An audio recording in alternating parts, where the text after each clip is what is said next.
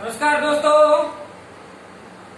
आज मैं जिस टॉपिक को लेकर आया हूँ वह भारत के प्रमुख राजवंश यानी भारत पर किन किन राजवंशों ने राज किया था वे मैं आज ट्रिक के माध्यम से जो प्रमुख राजवंश है उनके बारे में बता रहा हूँ। दोस्तों, ट्रिक है हंसी नमो सुखसा कुगुप्त हर्ष। इसमें क्या है कि हंसी है से आ गया हरेक वंश, सी से शिशुनाग वंश, न से नंद वंश, मैं से मौर्य वंश और सु से सूंद वंश, कै से कण्व वंश और सा से शातवाहन वंश, कु से कुषाण वंश और भू से गुप्त वंश, हर्ष से हर्षवर्धन वंश।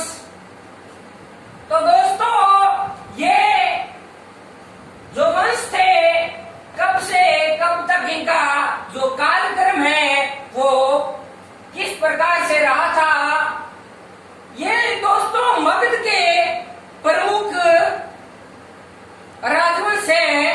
क्योंकि 16 महाजनपदों में मगध ही सबसे ताकतवर निकला था और उस पर जिस वंश ने राज किया था वह वंश प्रसिद्धि को समेटे हुए हैं। और हर्यक वंश का जो टाइम पीरियड था वह 544 से 412 ईसा पूर्व तक था। तो दोस्तों, ये 544 से 412 पीछे क्यों चल रहे हैं? क्योंकि ये ईसा के जन्म से पहले के जो सन है वह पीछे से चलते थे, 100 से 99 98 से चलते थे। और शिशुनाग वंश का जो टाइम पीरियड है वह 412 से 394 ईसा पूर्व था। और जो नंद वंश का जो टाइम पीरियड है वह 394 से 322 ईसा पूर्व है। और इसी प्रकार से मौर्य वंश का जो टाइम पीरियड है वह 323 से 232 ईसा पूर्व था। तो उससे आगे आ गया शुंग वंश। शुंग वंश का वह बीच में कोई छोटे राजवंश आए थे, वे अपनी कोई खास प्रसिद्धि नहीं लिए हुए और जो राजा बीच में थे वे कोई खास प्रसिद्धि नहीं लिए हुए। इस कारण से जो प्रमुख जो राजा हुए थे जिनका इतिहास अपने आप में गौरव बढ़ा रहा है वे राजवंश वो प्रमुख है। इसमें सूंद वंश आ गया 184 ईसा पूर्व से 72 ईसा पूर्व तक।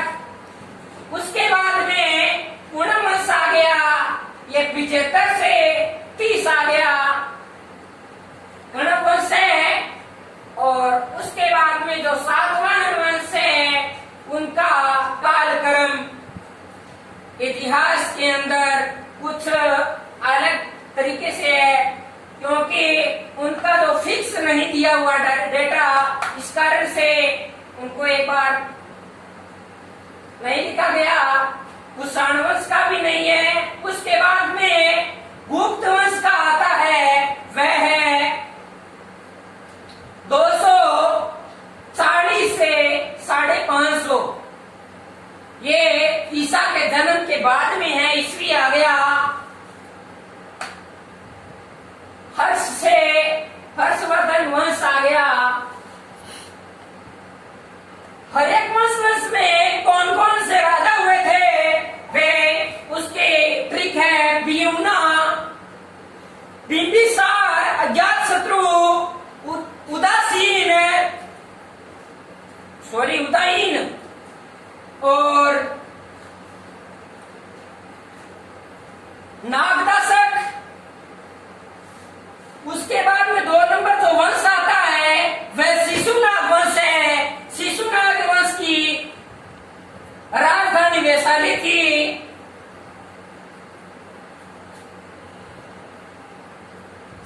इसकी जो ट्रिक है वह सीका नदी आती है। सीका नदी है इसकी ट्रिक है वो, क्योंकि शिशुनाग वंश और कालाशोक,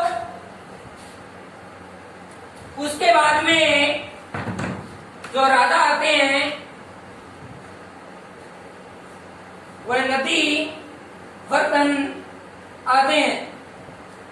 दोस्तों क्या है कि जो प्रथम जो बौद्ध संगीति हुई थी वह हर्यक वंश के कालक्रम में अजातशत्रु के समय में हुई थी। और कब हुई थी? 483 ईसा पूर्व में हुई थी। और अजातशत्रु ने, मैं बताना भूल गया था, अजातशत्रु के टाइम में 2 प्रमुख कार्य हुए थे जिसके कारण से अजातशत्रु इतिहास में प्रसिद्ध है। पहला तो उसके कार्य काल में प्रथम बौद्ध संगीति हुई थी, और दूसरा जो कार्य है उसने जल दुर्ग बनाया था जो कि अपनी सुरक्षा के लिए बहुत ही प्रसिद्ध था। दूसरी जो बौद्ध संगीति हुई थी वह कालाशोक के टाइम में हुई थी।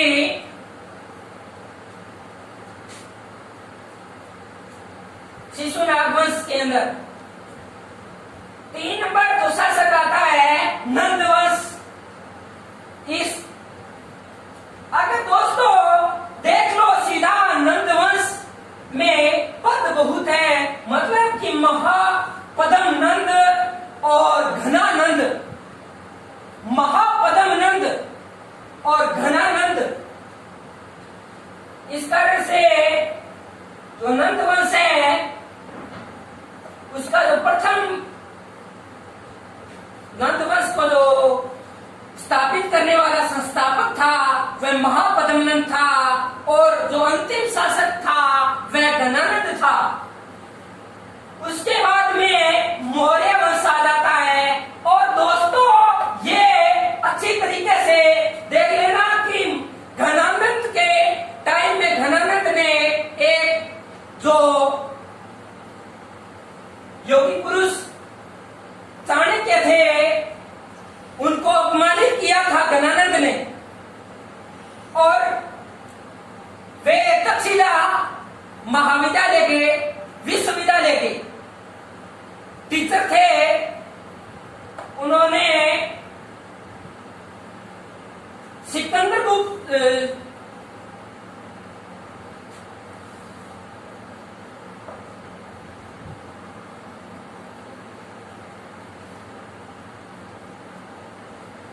उसने जो मुगल शासक था उससे बचाने के लिए 16 महाजनपदों को एकत्र करना चाहता था चाणक्य, और इसने घनानंद ने ये बात स्वीकार नहीं की थी। वह मध्य और होशवास खो बैठा था और अच्छी तरह राज कर रहा था, मतलब कि राजगद्दी पर बैठा था। उसका वैसे कोई महत्वपूर्ण कार्य नहीं किया हुआ था घनानंद का। तो दोस्तों इसने क्या है कि चाणक्य को अपमानित करके देश निकाला दे दिया था। और घनानंद ने आगे जाकर क्या किया कि कोई चंद्रगुप्त मौर्य कोई 16 वर्ष का बालक था, और उसे शिक्षा अर्जन कराने के लिए 2 वर्ष बाद में यानी तक्षशिला महाविद्यालय के अंदर चंद्रगुप्त मौर्य पढ़ा था, और उसकी पढ़ाई खुद चाणक्य ने कराई थी। उसकी पढ़ाई चाणक्य ने करवाई थी, और चाणक्य क्या है ना उसी को तैयार करके और घनानंद के सामने पेश कर दिया, और दोनों का युद्ध हुआ। और युद्ध में क्या है कि घनानंद की पराजय हुई, और मौर्य वंश की जो नींव है वो यहीं से रखी गई थी। कहते हैं कि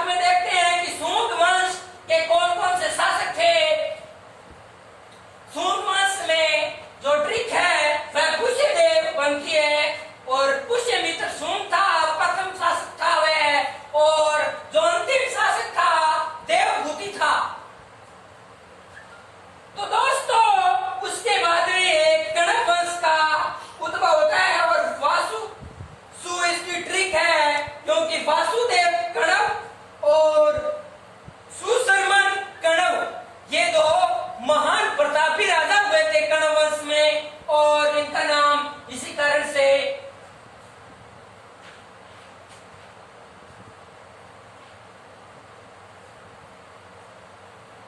सातवाहन वंश। सातवाहन मतलब 7 जगहों का पानी पीने वाला। इसका मतलब सीधा निकलता है सातवाहन। और सातवाहन वंश में जो ट्रिक है वह बनती है सिमुगोत, मतलब कि सिमुगोत गौतमी पुत्र सातकर्णी, जो बहुत ही इतिहास का जो प्रतापी राजा है वह गौतमी पुत्र सातकर्णी है। उसके बाद में गौतमी पुत्र सातकर्णी के बाद में वह कुषाण वंश आता है।